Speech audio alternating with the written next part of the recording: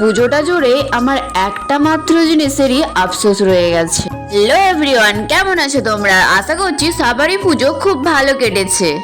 আজ ছিল আমাদের প্রতিমা বিসর্জন। তো দেখো আমরা মণ্ডপের কাছে চলে এসেছি, আর এখানে হচ্ছে সিঁদুর খেলা। আর এখানে কত ভিড় হয়েছে দেখো। সবার সাথে আমরাও এখানে একটু সিঁদুর খেলে নিলাম। আর দেখো কাদার জন্য কেউ সাহস করে এখনো পর্যন্ত ডিজের কাছে নাচতে যেতে পারছে না। তারপর আমরা মণ্ডপের ভেতরে আবার গেছিলাম কিছু ছবি তোলার জন্য। এসে দেখলাম এখানে নাচ শুরু হয়ে গেছে। তারপর আমি এখানে দাঁড়িয়ে দাঁড়িয়ে ওদের নাচ দেখতে থাকি।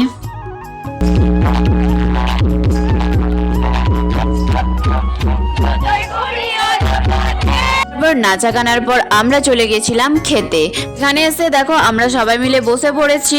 আমরা 11:30টার সময় গেছিলাম, সেই জন্য দেখো এখানে ভিড়ও কম ছিল। তারপরে দেখো এখানে আমাদেরকে পাতা দিয়ে দিল, তারপরে এখানে আমাদেরকে খিচুড়ি আর সবজিও দিয়ে দিয়েছিল। তারপর আমরা চলে গেছিলাম মণ্ডপে। আমাদের যেহেতু অসুখ ছিল, তাই এই পুরো পুজোটা জুড়ে না পারলাম মায়ের কাছে গিয়ে প্রণাম করতে, আর না পারলাম অঞ্জলি দিতে। দেখো এখানে বৃষ্টি শুরু হয়েছে, আর এই দাদা ভাইগুলোর দেখো বৃষ্টি আর বিদ্যুৎ চমকানোর মধ্যে এদের আনন্দ আর নাচ কমে। পুজোর বিসর্জন না অষ্টম পরের দুদিকাটা, আমরা সেটাই বুঝতে পারছিলাম না। এটা কত তাড়াতাড়ি কেটে গেল, আবার 1 বছরের অপেক্ষা।